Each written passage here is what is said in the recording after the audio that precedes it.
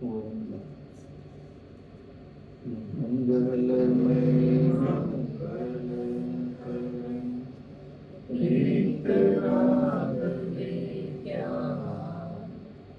नमो तानि जाते हरे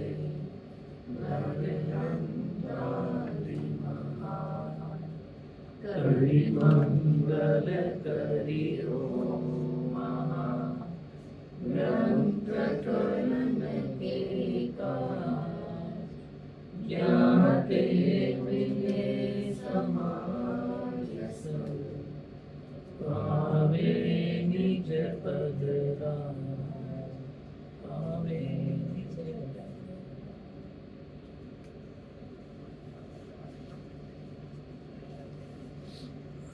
मोक्ष मार्ग प्रकाशित ग्रंथ में 90वें अधिकार में हमारी चर्चा चल रही है और जिसमें हम लोगों को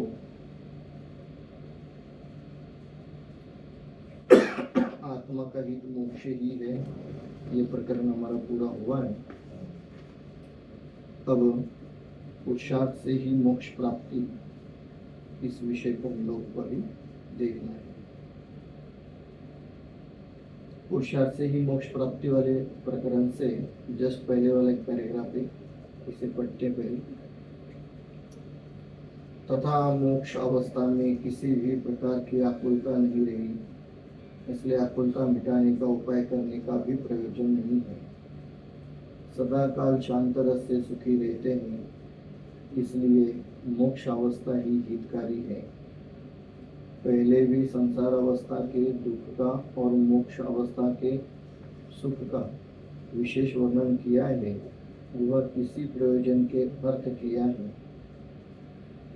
उसे भी विचार कर मोक्ष को हितरूप जानकर मोक्ष का उपाय करना सर्व उपदेश का तात्पर्य इतना है। हम जो भी उपदेश देते हैं करते हैं, उस सबका तात्पर्य ही इतना है कि जीव को मोक्ष प्राप्ति का उपाय करना चाहिए और जीव को मोक्ष प्राप्त करना चाहिए। आप कहते हैं पुरुषार्थ से ही मोक्ष प्राप्ति, क्योंकि मोक्ष प्राप्ति का उपाय करना चाहिए, तो फिर सवाल आ रहा है कि मोक्ष की प्राप्ति होगी कैसे, क्या करे तो मोक्ष की प्राप्ति होगी। सो इसका विचार न करते। पुरुषार्थ से ही मोक्ष प्राप्ति, यहाँ प्रश्न है कि मोक्ष का उपाय काल लब्धि आने पर भवितव्यता अनुसार बनता है या मोहादि के उपशमादि होने पर बनता है या अपने पुरुषार्थ से उद्यम करने पर बनता है, सो कहो। यदि प्रथम दोनों कारण मिलने पर बनता है तो हमें उपदेश किस लिए देते हो, और पुरुषार्थ से बनता है तो उपदेश सब सुनते हैं, उनमें कोई उपाय कर सकता है, कोई नहीं कर सकता, तो कारण क्या? कहते हैं, प्रश्न ही थोड़ा विस्तार से पूछा गया है। यहाँ प्रश्न है कि मोक्ष का उपाय काल लब्धि आने पर होता है, काल लब्धि आने पर भवितव्यता अनुसार बनता है। काल लब्धि मतलब समय, और भवितव्यता का मतलब होता है भाग्य, नसीब। तो कहते हैं भवितव्यता अनुसार बनता है या मोहादि के उपशमादि होने पर बनता है। और मोहादि मतलब दर्शन मोहिनी आदि, या अपने पुरुषार्थ से उद्यम करने पर बनता है। सो कहो, हम पुरुषार्थ करें तब मोक्ष का उपाय बनता है या मोह के उपशम होने पर बनता है, सो कहो। यदि प्रथम दोनों कारण मिलने पर बनता है तो हमें उपदेश किस लिए देते हो? कौन से दो कारण? काल लब्धि, भवितव्यता और मोहादि का उपशम। और पुरुषार्थ से बनता है तो उपदेश सब सुनते हैं, ये तो कार्य हो ही रहा है काफी समय से, उनमें कोई उपाय कर सकता है, कोई नहीं कर सकता, सो कारण क्या है? मतलब ये कहना चाह रहे हैं, यदि पहले दो कारण से हो रहा है, भवितव्यता, काल लब्धि और मोहादि का उपशम, तो फिर ये पुरुषार्थ करने का उद्यम ही नहीं बनता। फिर कुछ करो ही मत, जब होना है तब हो जाएगा। और यदि उद्देश्य से पुरुषार्थ से बनता है तो पुरुषार्थ से बनता है तो फिर उद्देश्य तो सब सुनते हैं। कोई उपाय करता है, कोई उपाय नहीं करता है, सो क्या कारण है? टोडरमल जी का जो जवाब है बहुत सुंदर है और आध्यात्मिक जीवन में तो बहुत उपयोगी है ही, लौकिक जीवन में भी बहुत उपयोगी है। और ये जो जवाब आ रहा है इसका विचार हमें आध्यात्मिक जीवन में तो करना ही है। श्रद्धान को दृढ़ करने के लिए, श्रद्धान को निश्चित करने के लिए, निर्णय करने के लिए इसका तो विचार करना ही है, परंतु लोक व्यवहार के कार्य को करने में भी इसका विचार करना है। मतलब ये आने से पहले ही मैं पहले इसकी भूमिका बना रहा हूँ, इसका जो जवाब आ रहा है। बहुत बार ऐसा होता है लोक व्यवहार के कोई कार्य हम लोग करते हैं, करना चाहते हैं, बहुत प्रयास करने पर भी नहीं बनते हैं और कभी कभी बहुत सहजता से भी बन जाते हैं। सो न बने तब आकुलित होना नहीं है, और बने तो उसमें कोई बहुत हर्ष का विषय नहीं है। और निरंतर यदि ये तत्व का चिंतन मनन चलता रहे ना तो कोई बहुत बड़ी समस्या नहीं है। अब पहले इसको पढ़ते हैं, फिर हम लोग एक एक बात का विचार करते हैं। समाधान: एक कार्य होने में अनेक कारण मिलते हैं, सो मोक्ष का उपाय बनता है। वहां तो पूर्वोक्त तीनों ही कारण मिलते हैं, और नहीं बनता वहां तीनों ही कारण नहीं मिलते। पूर्वोक्त तीन कारण कहे, उनमें काललब्धि व होना तो कोई वस्तु नहीं है। जिस काल में कार्य बनता है वही काललब्धि, और जो कार्य हुआ वही होना, तथा जो कर्म के उपशमादिक है वो पुद्गल की शक्ति है, उसका आत्मा करता हरता नहीं है। पुरुषार्थ से उद्यम करते हैं सो यह आत्मा का कार्य है, इसलिए आत्मा को पुरुषार्थ से उद्यम करने का उपदेश देते हैं। कह रहे हैं एक कार्य होने में अनेक कारण मिलते हैं। असमय की बात है। तो एक कार्य होने में अनेक कारण मिलते हैं, इसका विचार हमें आध्यात्मिक जीवन में तो करना ही है, लौकिक जीवन में भी करना है। लोक व्यवहार में भी हमारे बहुत सारे कार्य होते हैं। यदि कार्य हुए तो समझना कि पांचों समूह मिल गए हैं, अनेक कारण मिले हैं, और नहीं हुए तो कोई बात नहीं, अनेक कारण थे, नहीं मिले, पांच समूह नहीं मिले, ऐसा विचार करके उसके प्रति निराकुल होना है। होता क्या है कि बहुत सारे समय पर लोक व्यवहार में कोई कार्य न बने तो जीव के परिणामों में तीव्र आकुलता बनी रहती है। तो वो तीव्र आकुलता नहीं बननी चाहिए। विचार आना अलग बात है, पुरुषार्थ करना अलग बात है, विकल्पों के अनुसार कार्य करने का विचार करना वो अलग बात है, पर आकुलित होना ठीक नहीं है। और लोक व्यवहार के हमारे जो कार्य होते हैं उसमें आप विचार करना, और बिल्कुल प्रैक्टिकली विचार करना इस बात का। आप वो कार्य करने के लिए भागेंगे, दौड़ेंगे, उपाय जुटाने का प्रयास करेंगे, सब ठीक है, उसमें गलत कुछ नहीं। अंतरंग में क्या है?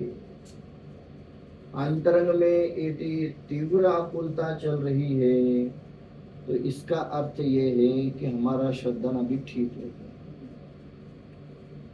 और यदि अंतरंग में आकुलता नहीं है, विचार है, कार्य करना है, अच्छा विचारों की दौड़ और आकुलता, इसमें फर्क है। विचारों की दौड़ और आकुलता में क्या अंतर है? विचारों की दौड़ से तात्पर्य क्या है कि भाई हमें ये काम करना है तो बिल्कुल प्लान करेंगे, मंडे 11 बजे मिलते हैं, सबको बुलाएंगे, मीटिंग करेंगे, सब करेंगे और अच्छे से कार्य बने इसके लिए बराबर प्लानिंग करेंगे। ये हुई विचारों की दौड़। और आकुलता, अरे नहीं, होना ही चाहिए, होना ही चाहिए, होना ही चाहिए, वो है आकुल। सो आकुलता नहीं होना चाहिए। प्लानिंग करना ये तत्समय के विकल्पों की पूर्ति है। और प्लानिंग के पीछे जो अभिप्रायगत भाव चल रहे हैं वो आकुलता है। यदि अभिप्राय में ये चल रहा है जो होना है सो निश्चित है, तब तो फिर आकुलता नहीं बनेगी। विकल्प बनेंगे, विकल्प दौड़ेंगे, क्योंकि विकल्प कर्माधीन होते हैं। और आकुलता वो श्रद्धा का विषय। यदि आपकी सम्यक श्रद्धा है तो आकुलता नहीं है, मिथ्या श्रद्धा है तो आकुलता है। सो इसलिए कोई कार्य बने तो उसमें अनेक कारण मिलते हैं। इसमें तो बहुत सुंदर सुंदर उदाहरण आते हैं। दादा आदि विद्वान बहुत सारे सुंदर उदाहरण देते हैं कि एक कार्य के होने में अनेक कारण मिलते हैं। वो चाय का उदाहरण तो बहुत प्रसिद्ध है। यदि चाय बननी है तो सारे ही उपाय कारण एक साथ मिलेंगे, और नहीं बननी है तो नहीं मिलेंगे। सो ऐसे एक कार्य होने में अनेक कारण मिलते हैं, सो मोक्ष का उपाय बनता है। वहां तो पूर्वोक्त तीनों ही कारण मिलते हैं। पूर्वोक्त तीनों कारण में कालब्धि, भवितव्यता और मोह का उपशमादि। और नहीं बनता वहां तीनों ही कारण नहीं मिलते। ये श्रद्धा का विषय है। मतलब ये विषय समझ करके हमें श्रद्धा को दृढ़ करना है। कोई भी कार्य होता है तो उसमें अनेक कारण मिलते हैं, और यदि कार्य बनता है तो सारे ही कारण मिलते हैं, और नहीं बनता है तो नहीं मिलते हैं। तो कह रहे मोक्ष का उपाय बनता है वहां पूर्वोक्त तीनों ही कारण मिलते हैं, और नहीं बनता वहां तीनों ही कारण नहीं मिलते। पूर्वोक्त तीन कारण कहे, उनमें कालब्धि वो होना तो कोई वस्तु नहीं है। टोडरमल जी साहब की दृष्टि में कालब्धि और होना कोई वस्तु ही नहीं। तो क्या वस्तु ही नहीं है ऐसा कहकर यहाँ तक रुके नहीं है, उसमें उन्होंने कारण दिया। जिस काल में कार्य बनता है वही तो कालब्धि है। कार्य बन गया तो होगी कालब्धि, और जो कार्य हुआ वही होनार है, इसलिए वो कोई अलग से वस्तु नहीं है। मतलब आप समझे, टोडरमल जी साहब ने एक कालब्धि और होनार को किस प्रकार से उसका प्रस्तुतिकरण किया है। टोडरमल जी साहब उन्हें कोई वैल्यू ही नहीं देना चाहते। उसके पीछे आप विचार करेंगे ना तो बहुत गहराई है, बहुत गहराई है। पुरुषार्थ को करना था, इसलिए उसको गौन करें। गौन किया है। गौन करने में भी कभी कभी क्या होता है, गौन करने में भी इस विधि से गौन करते हैं कि जो विषय कहना चाह रहे वो हाईलाइट हो जाए, और गौनता में भी हमें एक संदेश देना चाह रहे हैं। गौनता तो हो रही है, पर इसके पीछे जो मिथ्यात्व भरा हुआ है ना, उस मिथ्यात्व को दूर करना चाहते हैं। और क्या मिथ्यात्व भरा है? हम लोग जो भी कार्य करते हैं, अभी तो थोड़ा स्वाध्याय के कारण छूट गया है, अन्यथा समय देख करके। अब दुनिया में ये टाइम देख करके काम करने का कितना रिवाज है। कितने लोग टाइम देख देख करके कार्य करते हैं। घर में एंट्री भी करना है तो कहते वो 12:01 पर करने, तो हाँ वो मोर तो अलग, 1 मिनट तो वेट करते हैं 1 मिनट होने तक। कहीं जाना है, कहीं आना है, कुछ काम करना है, बिल्कुल टाइम लगा करके। क्या होना है उससे? कुछ नहीं होना है। टाइम से कुछ नहीं होता है, इसलिए उन्होंने लिखा ना स्पष्टता से, जो कार्य हुआ जिस समय में हुआ वही समय ही तो काल लब्धि। मतलब ये जो लिखने की शैली होती है ना, उसी से उसका पता चलता है कि इसमें कितनी वैल्यू है। टाइम के बारे में ये सारा ज्योतिष शास्त्र जो चल रहा है ना, ये सब टाइम का ही तो चल रहा है। उस टाइम के चक्कर में लोग ऐसे पागल से हो रहे हैं। अनपढ़ होवे तो ठीक है, पढ़े लिखे ज्यादा पागल हो रहे हैं। मैं बहुत पढ़े लिखे तो बराबर है। हाँ। मैं ऐसे ऐसे मुमुक्षु को जानता हूँ जो इतनी दृढ़ श्रद्धा वाले हैं गुरुदेव की हर एक वाणी के लिए, समझते भी सब है। लेकिन जब उनके बेटे बेटियों का संबंध बनाना है ना, तो पूरा कुंडली मुंडली सब निकाल के बैठते हैं। मतलब समझो कि वो सब दिखावा होता है जो ऊपर बैठे। ये मैंने देखा हुआ है। और मेरी वाइफ कुंजल ने तो उसके अच्छे सब सह दिया है। उनको बोला भी कि आप गुरुदेव को सुनते हो, इतना समझते हो, फिर भी आप ये कर रहे हो। बोला नहीं नहीं, ये तो करना पड़ेगा। बोलो मतलब इधर क्या है वही समझ में नहीं आता है। सही बात है, बहुत सही बात किया आपने। श्रद्धा की दृढ़ता नहीं है ना। हम लोग अभी इतना विस्तार से विचार क्यों करें? हमारा श्रद्धा कहाँ है, हमें वो चेक करना है। हमारा किस दिशा में जा रहा है। हम ऐसा टाइम मिला रहे हैं, हम चेक कर रहे हैं मुहूर्त, तो इसका मतलब गड़बड़ है, गड़बड़ है। इसमें विचार करना है। क्यों? क्योंकि काल लब्धि के कारण से कुछ होता ही नहीं है। ज्योतिष शास्त्र आदि कुछ होते ही नहीं है। ज्योतिष शास्त्र से कुछ होना ही नहीं है। यदि ऐसा है तो फिर जैन ज्योतिष क्यों है? यदि ऐसा है तो आप मुहूर्त देख करके प्रतिष्ठा क्यों करते हैं? लोग पूछते हैं ना, आप भी तो भगवान की प्रतिष्ठा करते हैं तो मुहूर्त निकालते हैं। हम तो घर बना रहे हैं, हम तो निकालेंगे नहीं। ऐसा कुछ नहीं, उसके पीछे कारण है। मुहूर्त और तो उससे कुछ होना जाना नहीं है। बहुत सीधी सी बात रहती मुहूर्त निकालने के पीछे। जो भी धार्मिक अनुष्ठान कर रहे हैं, उस धार्मिक अनुष्ठान में हम लोग एक समय बांध लेते हैं, एक समय निश्चित कर लेते हैं। समय बांध करके, समय निश्चित करके, जैसे मैं एक उदाहरण कहता हूँ कि मान के चलते फरवरी महीने की कोई तिथि का हम लोगों ने मुहूर्त निकाला है प्रतिष्ठा करने का, और सब जगह हमने बोल दिया है, ठीक है। तो अभी से हम अपने मन को इस प्रकार से परिवर्तित करते हैं कि हमें प्रतिष्ठा में जाना है, हमें प्रतिष्ठा करनी है। हम भले जाए न जावे, यही से हम अनुमोदना करने लगते हैं। तो भावों की विशुद्धता बने, इसके लिए वो कार्य होता है। वो मुहूर्त और ये सब जो है ना, तिथि और मिलाना और ये एक निमित्त मात्र है, इससे कुछ कार्य होना नहीं।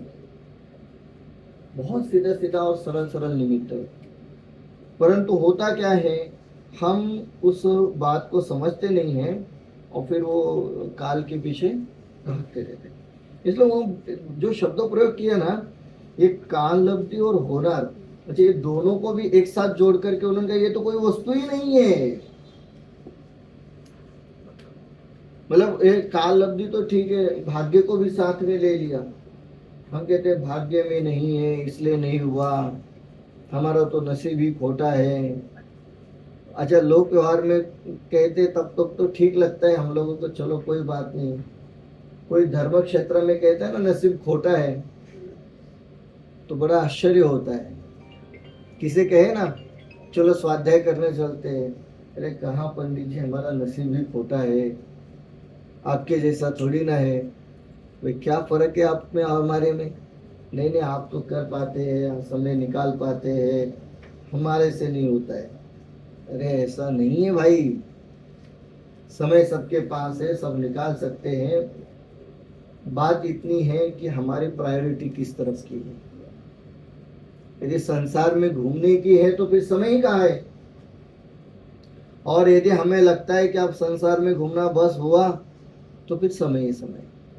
अब वो देखना, अब सब इसमें विचार करना हम इसलिए विचार कर रहे हैं, हम दूसरे पे कहाँ विचार कर रहे हैं, हम हमारा विचार कर रहे हैं। हमें भी विकल्प आते कभी कभी कि अरे यार नहीं, समय नहीं है, टाइम नहीं है, नहीं जाएंगे नहीं करेंगे।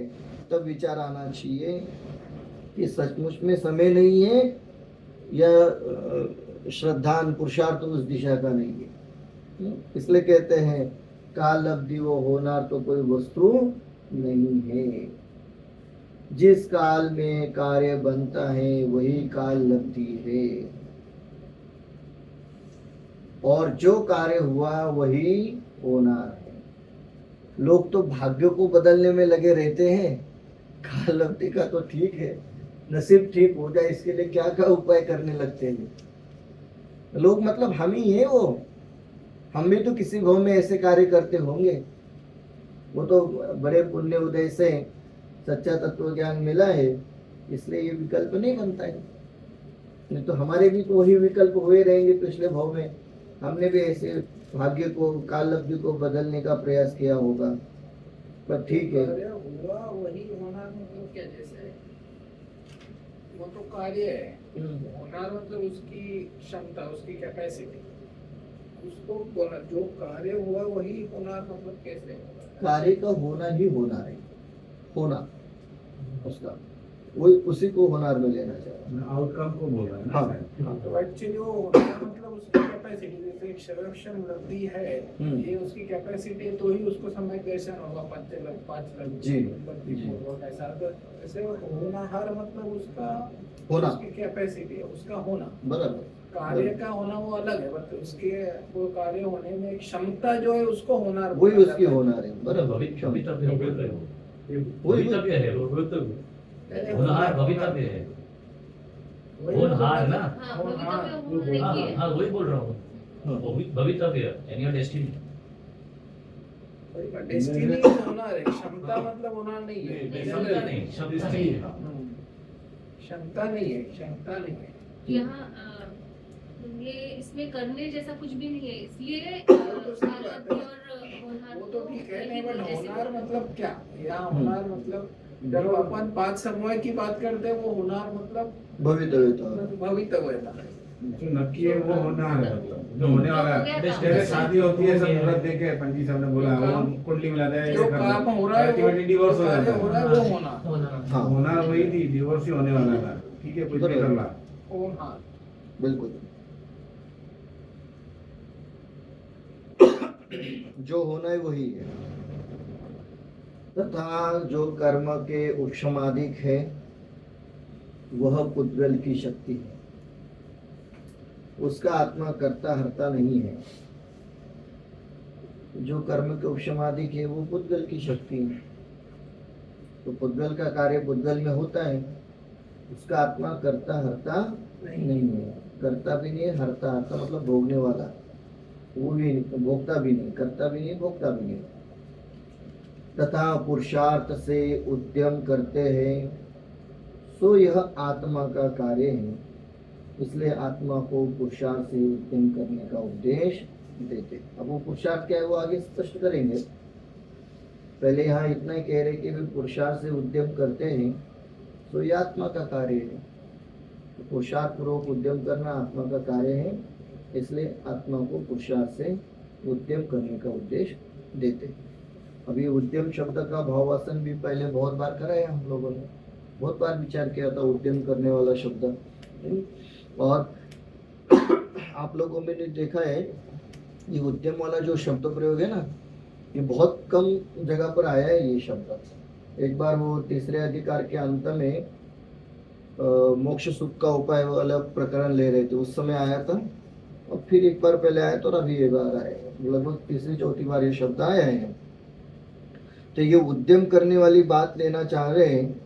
उद्यम शब्द 2 प्रकार से प्रयोग होगा, एक उद्यम करना और दूसरा उद्योग करना, बिजनेस। और दोनों अर्थ में लेते हैं। बालक की अपेक्षा से लेते तो उद्यम करना, अब वो कब उद्यम करता है, एनी टाइम करता रहता है, तभी तो हम उसके बोलते हैं बड़ा उद्यमी है। मतलब प्रति समय एक्टिव रहना। और उद्योग में विचार करें तो वो तो 24 आवर्स चलता रहता है। तो जैसे लोक व्यवहार में उद्यम शब्द का प्रयोग हो रहा है और कार्य हो रहा है एक्टिव रहने के अर्थ में, ऐसे ही मोक्ष मार्ग में भी पुरुषार्थ से उद्यम करना है, पुरुषार्थ से। तो मोक्ष मार्ग में हमें पुरुषार्थ से प्रति समय एक्टिव रहना है। अब ये पुरुषार्थ से प्रति समय एक्टिव कैसे रहना है, कैसा उद्यम करना है? उद्यम ऐसा करना है, अलग अलग प्रकार के उदाहरणों का विचार करते हैं। कोई हमसे बात कर रहा है, ठीक है, मैं थोड़ा प्रैक्टिकल उदाहरण बोलता हूँ। हम लोग क्लास में बच्चे से, कल परसों की बात है, एक बच्चे से मैंने पूछा, जैसे वो अभी स्टार्ट हुआ ना स्कूल, तो हम कहते हेयर कट करके आओ और नाखून काट के और ये सब बोलते हैं। तो उसने हेयर कट करके बोला, उसे पूछा क्यों नहीं किया, कल परसों की बात है। तो बोलता है नहीं, मैं तो थर्सडे को बाहर गया था तो हो नहीं पाया। तो उसे देख करके ही मुझे पता चला ये झूठ बोल रहा है, उसकी लैंग्वेज और बॉडी लैंग्वेज मैच नहीं कर रही थी। तो हमने कहा झूठ बोल रहे हैं। तो हमने कहा ठीक, उसकी सारी कहानी सुन ली। अभी अंदर ही अंदर चल रहा है कि देखो कितने अच्छे सफाईदार झूठ बोल के वो समझ रहा है कि मैं सर को उल्लू बना रहा हूँ, और हम समझ रहे। और फिर वो हो गया। फिर उसको रिसेस के बाद फिर पकड़ा, धीरे से पूछा, अच्छा वो मम्मी बोल रही थी कल तो तू घर पर सो रहा था, मैंने फ़ोन मिलाया तो क्या हुआ, तेरी तबीयत ठीक नहीं थी? हाँ सर तबीयत ठीक नहीं थी तो सो रहा था। अब वो भूल ही गया ना कि सवेरे उसने क्या जवाब दिया। अब इसमें हम लोगों को ये विचार करना है, क्या विचार करना है कि सामने वाला हमसे कैसा भी व्यवहार क्यों ना करे, हमें पुरुषार्थ से उद्यम ये करना है कि हमें इस विषय को समझना है कि जो कार्य जिस समय में जैसा होना है वैसा ही होना है। हम उल्टा उद्यम करने शुरू कर देते हैं। क्या उद्यम शुरू कर रहे? अरे इसने झूठ बोल दिया, इसने गाली दे दी, उसने मेरे साथ दुर्व्यवहार किया। वो नहीं कर रहा है, जो होना है वही होना है। ये जो उद्यम है ना, ये उद्यम श्रद्धान का करना है, और श्रद्धान का उद्यम प्रति समय ये करना है, जो होना है वही होना है। ये श्रद्धान अंतरंग में प्रति समय चलते रहना चाहिए। मैं श्रद्धान की बात करता हूँ, भाव और क्रिया वो कर्माधीन है। वो पुराने कर्म का उदय है, तद्रूप भाव भी होंगे, तद्रूप क्रिया भी होगी, उसे छोड़ देते हैं हम लोग। श्रद्धान क्या है? श्रद्धान ये है जो कार्य जिस समय में जैसा होना है वो कार्य उस समय में वैसा ही। भाव और श्रद्धा को अलग कैसे करेगा? जी बहुत सरल है। भाव और श्रद्धा हम थोड़ा, हम तो एक ही, हमारे उसमें तो एक ही आता है, हमें सोच के हिसाब से बताता है। तत्समय में एक ही आता है, तत्समय में, परंतु उसे गहराई में विचार करने पर पता चलता है कि नहीं अलग अलग है। तत्समय में मतलब ऐसा है ना, अभी हम लोग स्वाध्याय के भाव कर रहे हैं, इसमें अभी शुभ अशुभ दोनों भाव हो रहे हैं, वो ठीक है, हम शुभ भाव पकड़े या अशुभ भाव पकड़े। तो भाव होना, क्रिया तो चलो क्रिया तो स्पष्टता से नजर आ रही है, भाव होना क्रिया होना ये पुराने कर्म का होता है। और श्रद्धान अभी का पुरुषार्थ, अभी का पुरुषार्थ है कि ये स्वाध्याय करने से, वेद ज्ञान करने से ही मेरा भला होगा। इसलिए विचार आता है कि नहीं चलो स्वाध्याय करते हैं। ये श्रद्धान चल रहा है। भाव क्या चल रहे हैं? जाऊं न जाऊं, चलो ठीक है चला जाता हूँ। फिर भाव आते, अब पढ़ते पढ़ते अरे यार वो उससे बात करना रहेगी, कल मीटिंग है, उसने बोला होगा कि नहीं बोला होगा उसको, ये भाव आ गए। फिर चलो छोड़ो, पुरुषार्थ क्या है उसको समझते हैं। तो भाव अलग अलग हो सकते हैं, श्रद्धान एक ही। श्रद्धान यही है कि इससे भला होगा इसलिए यहाँ ही बैठे हैं, भाव आ गए ना कर्मोदय से, अचानक याद आ गया, अरे उसने कल उसको बोला होगा कि नहीं बोला होगा, कोई बात नहीं, इसके बाद देख लेते हैं, वो भाव कर्मादि। और श्रद्धा नहीं, यदि श्रद्धा नहीं होता तो यही नहीं होते, वो आ भी गए तो उठ करके चले जाएंगे, फिर अलग अलग विषय, ध्यान नहीं रहेगा, अलग अलग। तो इसके लिए कह सकते हैं बड़े साहब कि जो श्रद्धा का कार्य है वो आपके दर्शन गुण का कार्य है, जो ये भाव है ये चारित्र्य का कार्य है, दो अलग अलग गुण के पर्याय हैं। इसीलिए दर्शन सही होने के बाद या श्रद्धा से होने के बाद भी आपको भाव हो सकते हैं, क्योंकि राग द्वेष चारित्र्य है। तो इसलिए भी प्रूफ करता है कि दो अलग अलग गुण अपने अपने अलग अलग कार्य कर रहे हैं। ऐसा अपन लॉजिक दिखा सकते हैं इसमें? ऐसा ही है, सिद्धांत ही ऐसा है। इसके लिए तो ऑर्डर भी वही है। जी, सिद्धांत सिद्धांत मतलब वस्तु स्वरूप ऐसा है कि श्रद्धान होना ये श्रद्धा गुण का कार्य है, और राग द्वेष भाव विकल्प होना ये चारित्र गुण का कार्य है। सो चारित्र गुण में यदि मिथ्या चारित्र का परिणमन चल रहा है तो मिथ्या प्रकार के भाव आ रहे हैं, यदि श्रद्धान में यदि सम्यक श्रद्धान हो तो सम्यक प्रकार के भाव आते हैं। हाँ, अब इसमें टेक्निकली बात ऐसी है कि श्रद्धान सम्यक होने पर चारित्र सम्यक होता है, वो हम लोग दर्शन मोहिनी की अपेक्षा से बात ले रहे हैं। अब उसमें हम लोग विचार करते हैं कि सम्यक दर्शन तो हो गया, फिर राग द्वेष के भाव आ रहे हैं, वो चारित्र मोहिनी का उदय है। हाँ, ठीक है। इसलिए श्रद्धान में दर्शन मोहिनी चला गया है, तो दर्शन मोहिनी जाने पर श्रद्धान सम्यक हुआ, तो वहां तो बिल्कुल निर्मलता चल रही श्रद्धा की, क्योंकि वो श्रद्धा गुण का कार्य है।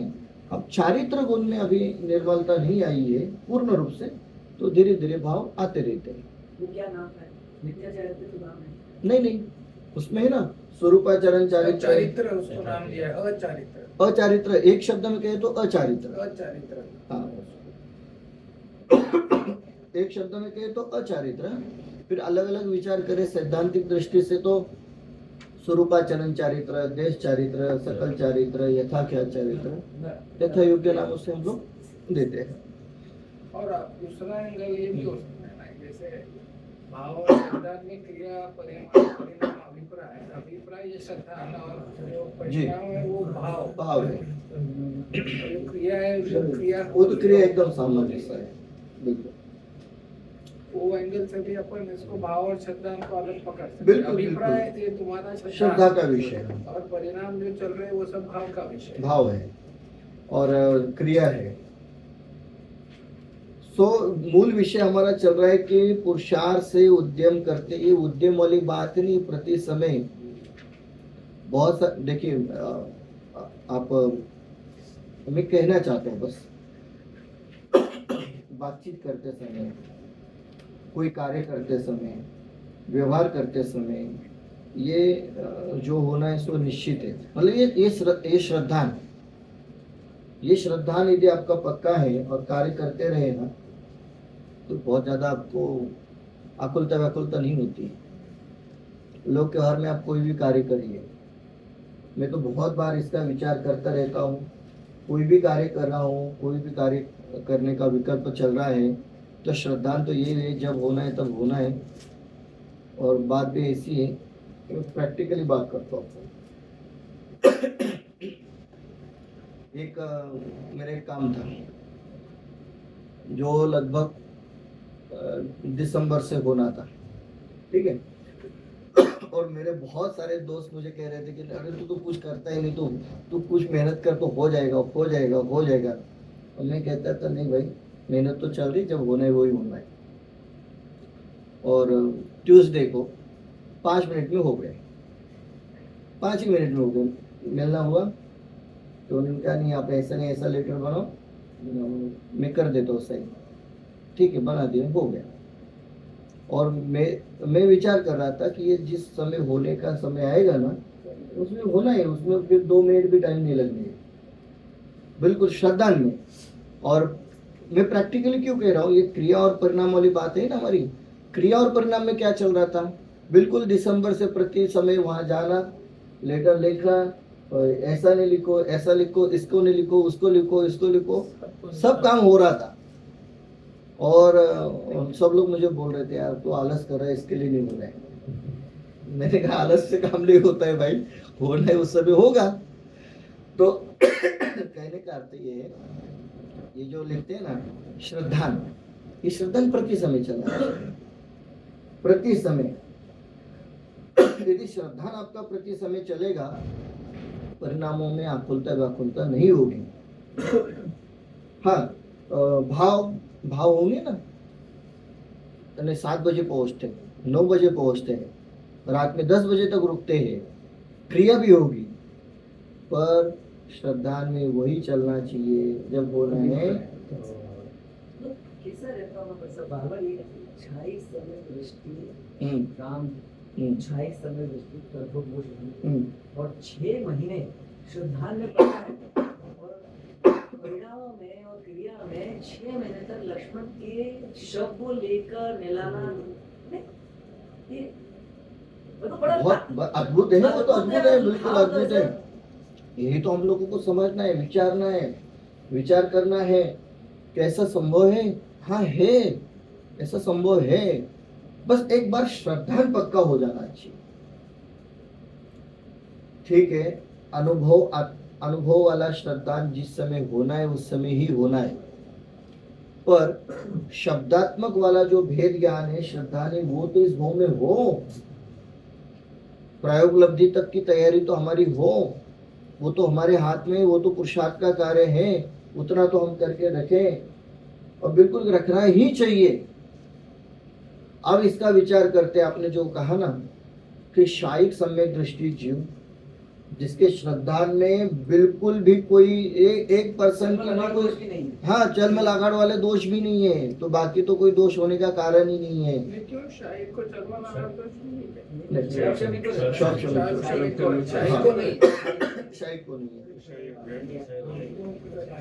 शायद है ना, उनको ये क्यों हो गया लगाड़ दोष के कारण नहीं होता?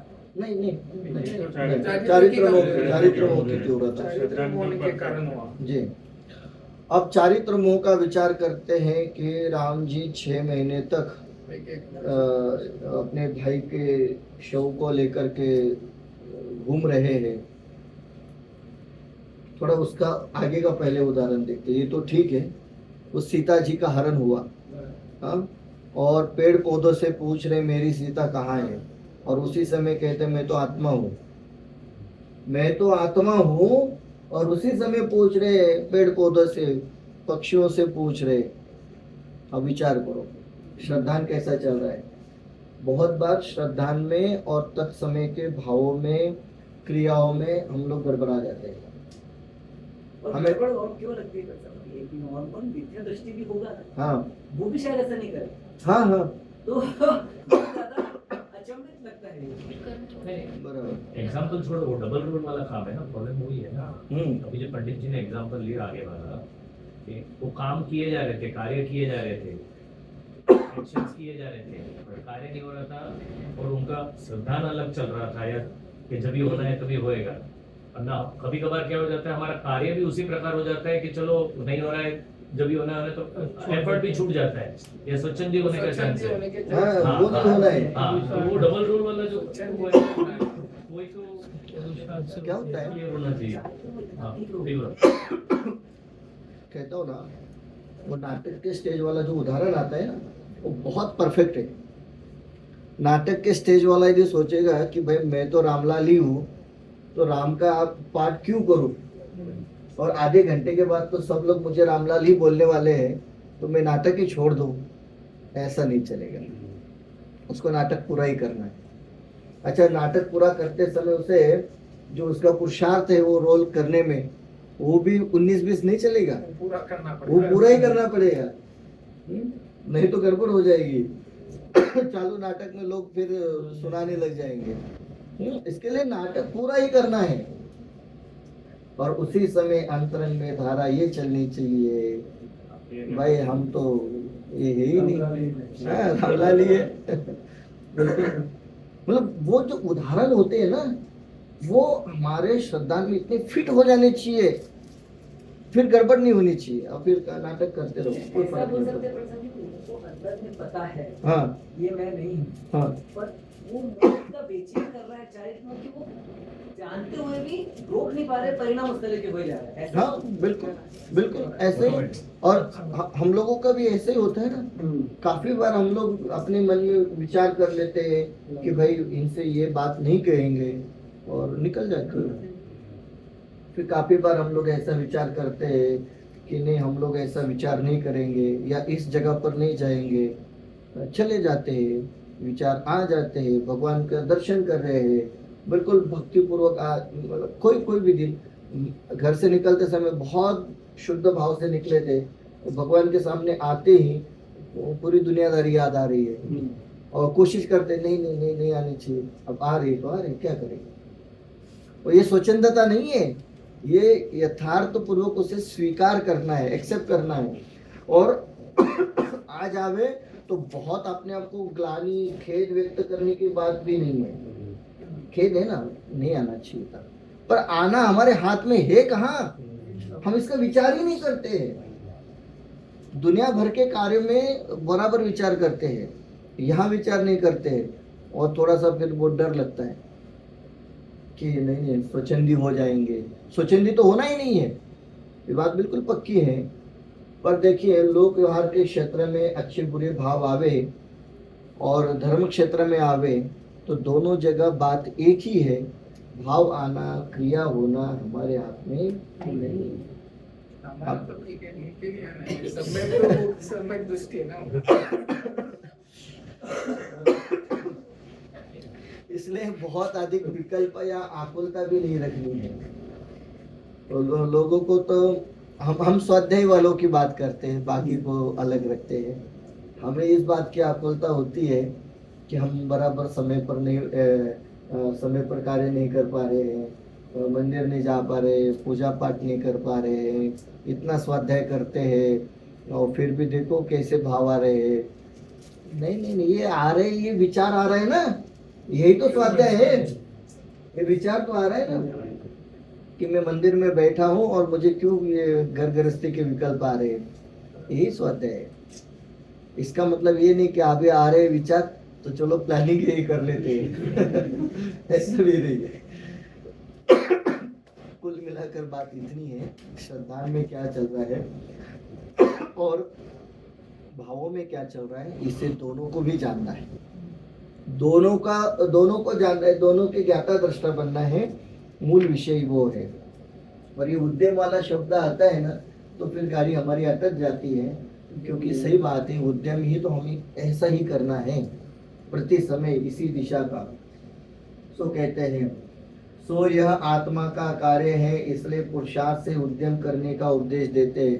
टोडरमल जी साहब कह रहे हैं कि भाई अब तक कहीं पर भी ये उपदेश वाली भाषा नहीं आई थी ना टोडरमल जी की, कहीं पर भी नहीं उपदेश वाली भाषा आई थी, बस यही प्रकरण में आई। हम आपको कुछ उपदेश देना भी चाहते हैं, इतना ही उपदेश देंगे, पुरुषार्थ करो। अब देखते क्या पुरुषार्थ करते हैं।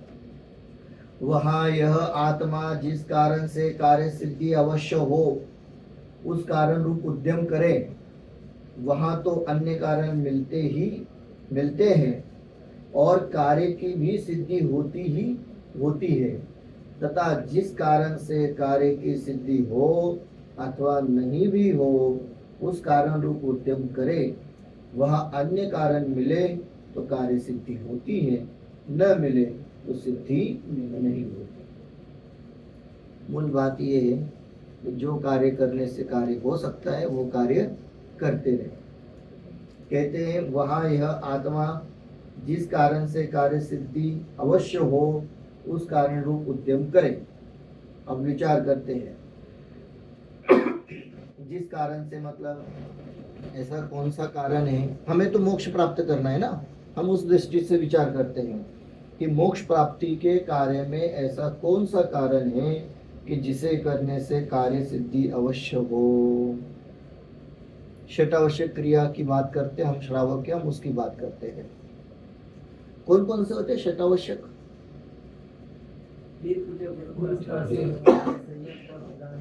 देव पूजा, गोपास्ति, स्वाध्याय, संयम, दान। इसमें से कौन सा कारण करने पर कार्य सिद्धि होगी?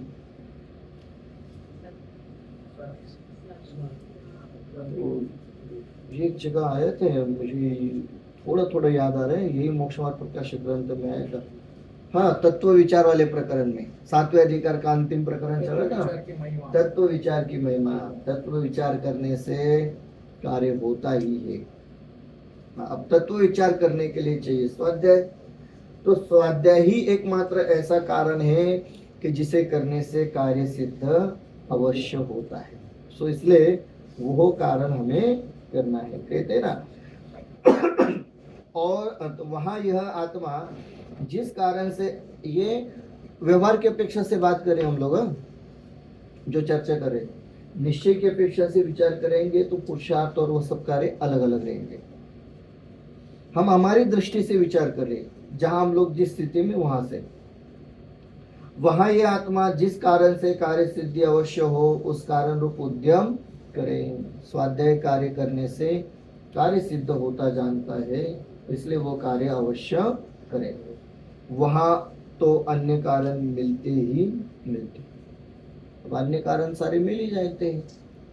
स्वाध्याय यदि करते हैं तो शतावश्यक क्रिया तो होनी ही होनी है। स्वाध्याय करे और गुरु का अभिनय करे, ऐसा नहीं हो सकता है। मैं इसे बहुत एकदम व्यवहार में, यदि व्यवहार में विचार करूँ ना, लोग कुछ भी कहे हम उसे छोड़ देते हैं, पर जो बात है ना कि स्वाध्याय करे और गुरु का अभिनय करे, ऐसा बनता नहीं है। उसका उदाहरण कहता हूँ। गुरुदेव श्री ने अपने जीवन में कभी भी किसी भी दिगंबर मुनि का अभिनय नहीं किया। फिर से रिपीट करता हूँ, गुरुदेव श्री ने अपने जीवन में कभी भी किसी भी दिगंबर मुनि का अभिनय नहीं किया। मैं दिगंबर मुनि की बात कर रहा हूँ, भावलिंगी और द्रव्यलिंगी की बात ही नहीं कर रहा हूँ। अब देखना उनका जीवन का पूरा जीवन परिचय आप देखेंगे, जीवन की घटनाएं देखेंगे तो आपको पता चल जाएगा।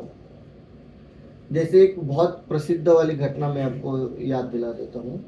शिरपुर में वो पंचकल्याणक प्रतिष्ठा हुई, और शिरपुर पंचकल्याणक प्रतिष्ठा में बाकायदा वहाँ पर दिगंबर मुनि भी थे और गुरुदेव श्री भी थे, और दोनों के भी व्याख्यान होते थे। दिगंबर मुनि के भी होते थे और गुरुदेव श्री के भी होते थे। पर आप वहाँ प्रतिष्ठा में आसन व्यवस्था देखेंगे ना, तो गुरुदेव की आसन व्यवस्था नीचे थी और दिगंबर मुनि की आसन व्यवस्था ऊपर थी, बिल्कुल। तो एक ये जो लिखते हैं ना भाई, अब स्वाध्याय करें और गुरु की उपासना न हो, ऐसा नहीं हो सकता है। यथा योग्य विनय होनी ही होनी है। ऐसे ही उदाहरण मिलते हैं। यहाँ नवागढ़ में आए थे गुरुदेव श्री, इस तरफ से बिहार हुआ था उस समय, तो आई थिंक नवागढ़ में ही आचार्य आर्यनंदी गुरुदेव उनसे मिले थे। वो कुछ फोटोग्राफ मेरे देखने में आए थे, बाद में अभी नहीं मिल रहे।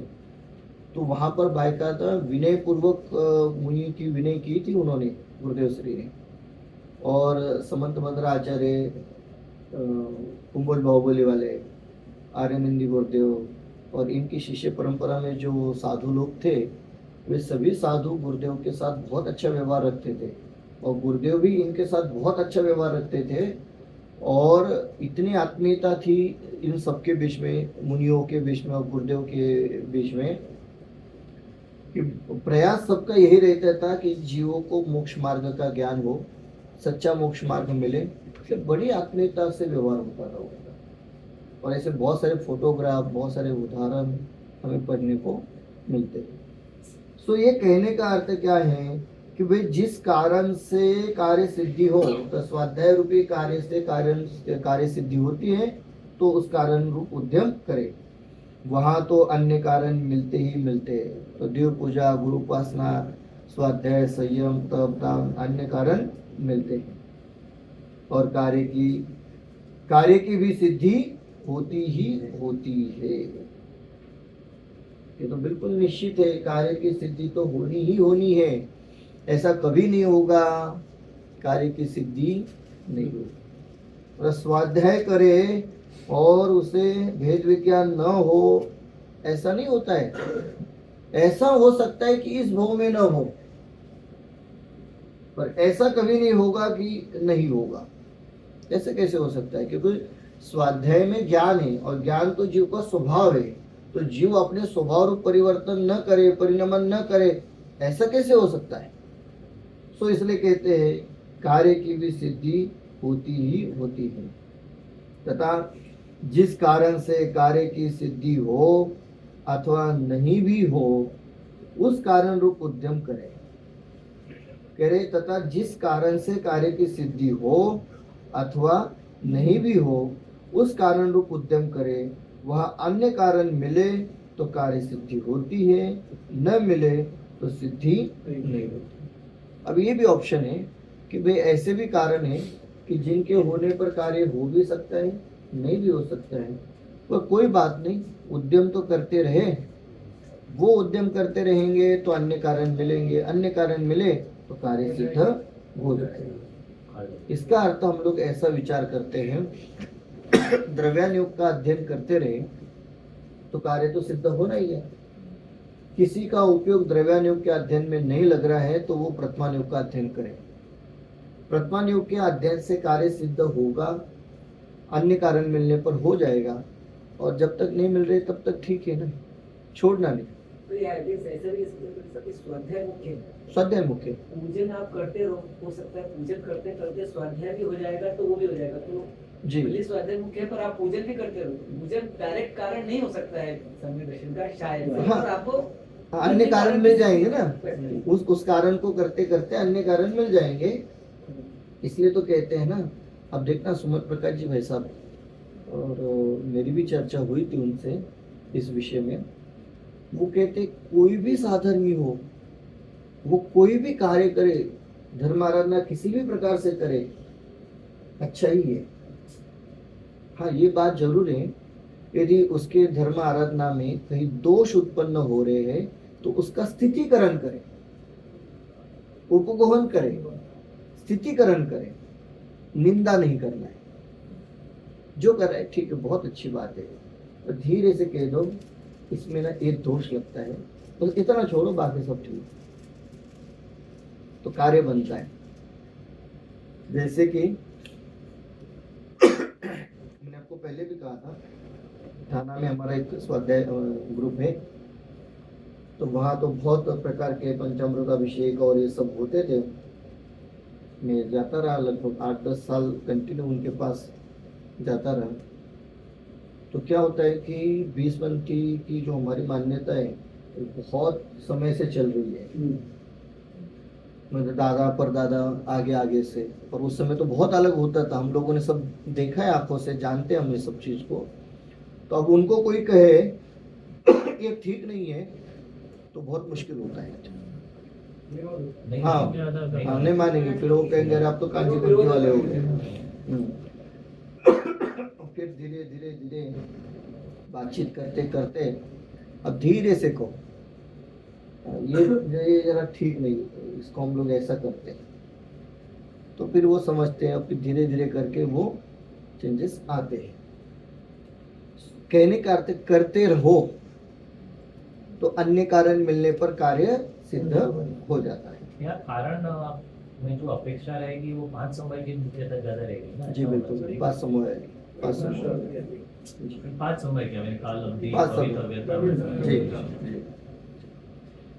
फिर कहते हैं सो जिन मत में जो मोक्ष का उपाय कहा है, इससे मोक्ष होता है।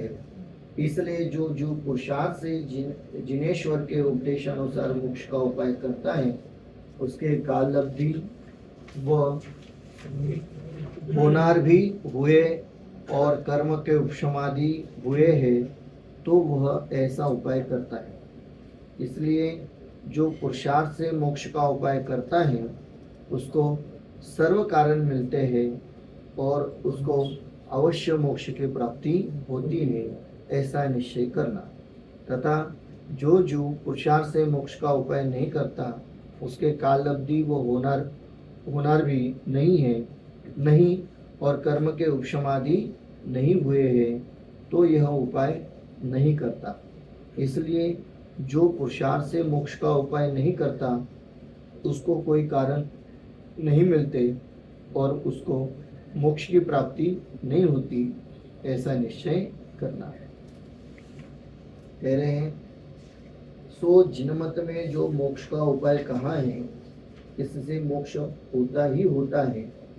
इसलिए जो जो पुरुषार्थ से जिनेश्वर के उपदेश अनुसार मोक्ष का उपाय करता है, तो पहले तो जिनमत में जो मोक्ष का उपाय कहा है, कौन सा? पुरुषार्थ का। तो पुरुषार्थ से मोक्ष होता है ऐसा जिनमत में कहा है, तो कहते यदि वो उपाय करे तो मोक्ष होता ही होता है। इसलिए जो जो पुरुषार्थ से जिनेश्वर के उपदेश अनुसार मोक्ष का उपाय करता है, अब ये पुरुषार्थ से जिनेश्वर के उपदेश अनुसार मोक्ष का उपाय करना, अभी हम जो कर रहे हैं ना, ये सब पुरुषार्थ पूर्वक जिनेश्वर के उपदेश के अनुसार, देखो विद कंडीशन है, पुरुषार्थ से जिनेश्वर के उपदेशानुसार, नहीं तो हम हमारे अनुसार करेंगे तो गड़बड़ हो जाएगी। इतनी सावधानी रखनी पड़ती लिखने में। बोलना बहुत आसान है, लिखना बहुत कठिन है। बोलने में एक आध शब्द आगे पीछे हुआ तो भी कोई बात नहीं, वो भाव समझ जाते हैं या फिर ठीक है चल जाता है। लिखने में ऐसा नहीं। कहते पुरुषार्थ से जिनेश्वर के उपदेशानुसार मोक्ष का उपाय करता है, उसके काल लब्धि वो होनार भी हुए हैं। मतलब जो उपाय कर रहा है ना, वो उसने उपाय करना शुरू किया, इसका मतलब उसकी काल लब्धि भी है और होनार भी है, और कर्म के उपशमादि हुए हैं, तो वह ऐसा उपाय करता है। उसके बिना नहीं। वो 5 लब्धि आ गई ना, इसमें 5 लब्धि। कौन स्वाध्याय करेगा, कौन उपाय करेगा? भाई जिसके शोभशम लब्धि और विशुद्ध लब्धि हुई है, उसी को देशना लब्धि की ओर बढ़ने का विचार आएगा, उसी को प्रायोग लब्धि का विचार आएगा।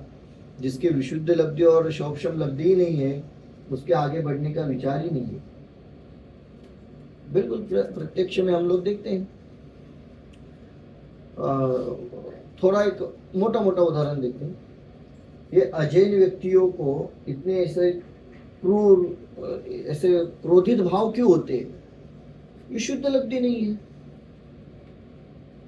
और जैन लोग जो हैं, उनको भाव बनते हैं, मैं कुछ धर्म का करूं, कुछ मोक्ष का उपाय करूं। ठीक है, अपने अपने ज्ञान अनुसार करते हैं, वो हम उस बात को छोड़ते हैं। वो कुछ तो करूं, क्योंकि विशुद्ध लब्धि है। शोभशम लब्धि यदि यथार्थता में हो जाए, यथार्थ तत्व का अभ्यास मिले, तत्व ज्ञान मिले, तो शोभशम लब्धि, फिर देशना लब्धि, प्रायोग लब्धि और करण लब्धि तक जीव पहुंचे।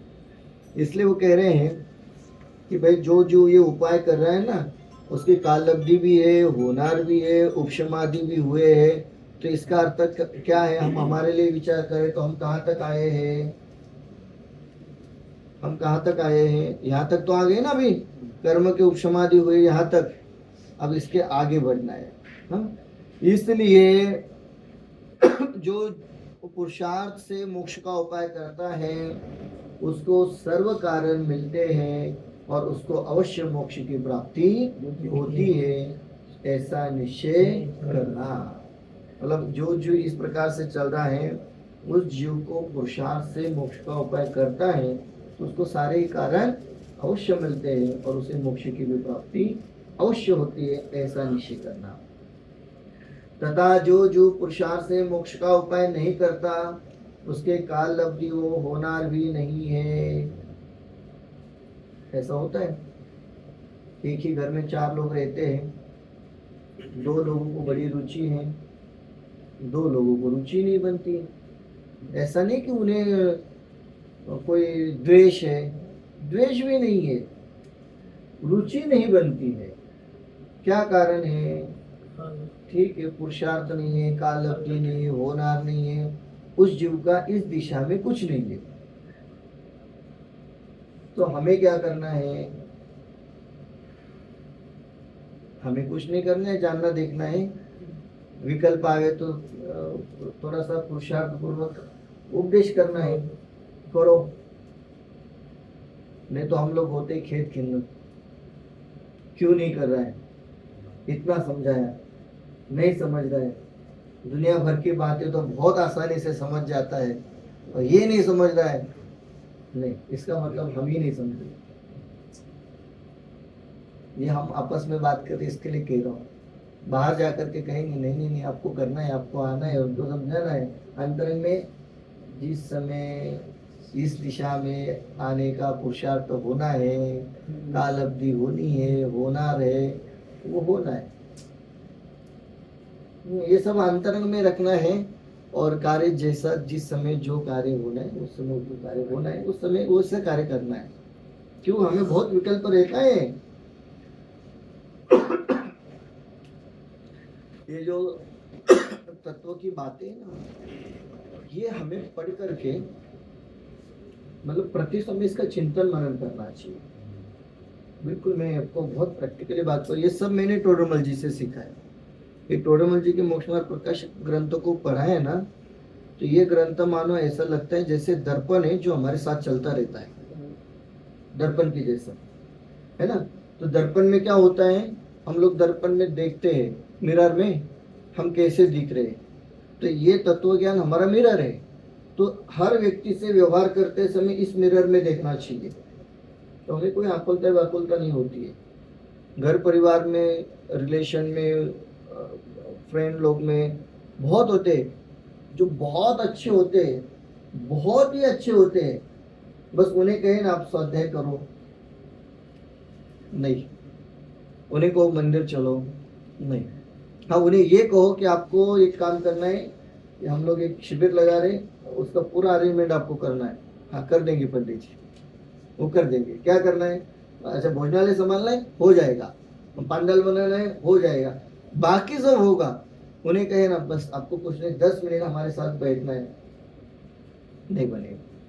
इसका अर्थ क्या हो रहा है, अभी उनका काल अवधि, होनार, पुरुषार्थ, निमित्त नहीं बनने हैं। और उनके नहीं बन रहे, इस चक्कर में हम आकुलित हो रहे।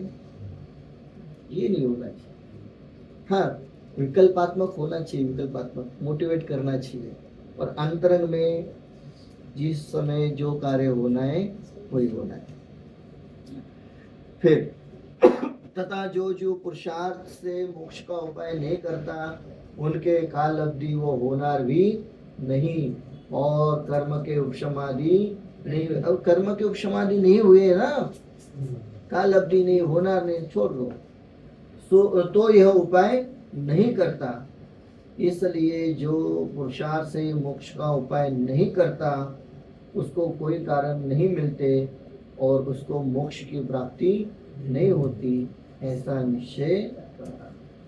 इसलिए जो पुरुषार्थ से मोक्ष का उपाय नहीं करता, उसको कोई कारण नहीं मिलते। अभी हम लोगों को अंतिम उपदेश कर रही है, यदि पुरुषार्थ से उपाय नहीं करेंगे तो फिर कोई कारण भी नहीं मिलते और उसको मोक्ष की प्राप्ति नहीं होती, ऐसा निश्चय करना। इसलिए हमें करना क्या है, तो पुरुषार्थ पूर्वक मोक्ष प्राप्ति का उपाय करना। यहाँ पुरुषार्थ क्या लेंगे, 100 में 3 करना है, क्या पुरुषार्थ? बहुत अच्छा प्रश्न है आपका। पुरुषार्थ से क्या अर्थ लेंगे? पुरुषार्थ से अर्थ हम लोग यहाँ से शुरू करेंगे, घर से निकलने से लेकर के ध्यान अवस्था में बैठ करके भेद विज्ञान करने तक, प्रायोपलब्धि तक। 4 पैराग्राफ बाद उन्होंने दिया ही। मतलब इसमें है ये नहीं करना तो विचार वही उन्होंने दिया। हाँ बिल्कुल, हम ऐसा विचार करते हैं ना, वो 5 लब्धि में से जो 4 लब्धि है ना, वो सब पुरुषार्थ मिलेंगे। हालांकि 5वीं को भी पुरुषार्थ मिलेगा। और में तो पुरुषार्थ करेंगे, और में तो पुरुषार्थ नहीं, कर पर में नहीं करना, नहीं पर में नहीं, अपने में 100 में। इसलिए तो कहा ना कि 5 लब्धि का विचार करना है, उसमें 5वीं लब्धि को हम लोग थोड़े टाइम गौण रखते हैं। 4 लब्धि पूर्वक जो कार्य होगा वो सब हमारा पुरुषार्थ होगा। मतलब जैसे भावों में विशुद्धता बने, अब नहीं बन रही तो थोड़ा पुरुषार्थ करेंगे, सत्संग करेंगे और देव शास्त्र गुरु के समागम में रहेंगे ताकि भावों की विशुद्धि बने। तो ये विशुद्ध लब्धि का कार्य हुआ। सूक्ष्म लब्धि के लिए थोड़ा पढ़ेंगे, सुनेंगे, समझेंगे, प्रयास करेंगे, फिर बारंबार उसका चिंतन मनन करेंगे, स्वाध्याय आदि करेंगे, फिर उसका विचार करते रहेंगे। ये तो सब पर में ही हो रहा है। नहीं नहीं, 100 में पर में क्यों होगा? कार्य जो भी हो रहा है वो पर में हो रहा है। नहीं नहीं, समझे नहीं क्या बोल रहा हूँ? आप विचार कर रहे हैं, तत्व विचार जो करने की बात करें 100 में हम अपने भावों को शुद्ध करने का प्रयास ध्यान करेंगे। नहीं करना पड़ेगा, वही बता रहा हूँ। सॉरी, वही मेरा बोलने का तो मतलब हमें है। तो इससे ध्यान नहीं करना पड़ेगा। एग्जैक्टली। जी जी जी जी, नहीं बराबर है आपका। इसलिए तो मैंने करण लब्धि को रखा है और खाली 4 लब्धि की बात की। जब करण लब्धि की ओर बढ़ते हैं, मतलब ये सारा पुरुषार्थ करते हैं, तो फिर ध्यान वाला पुरुषार्थ होगा। यदि ये 4 वाला पहले वाला नहीं है तो ध्यान वाला पुरुषार्थ नहीं होगा। फिर ध्यान में बैठते हैं, विकल्प आना शुरू हो जाता है। इसके लिए जाना तो ध्यान तक ही है, पर ध्यान से पहले ये सारे कार्य करते करते ध्यान तक पहुंचना है, तब जा करके पुरुषार्थ पूरा होता है। ठीक, चलिए इतना विषय लेते हैं। फिर शिष्य का प्रश्न है, उससे चर्चा हम आगे की सुनते हैं।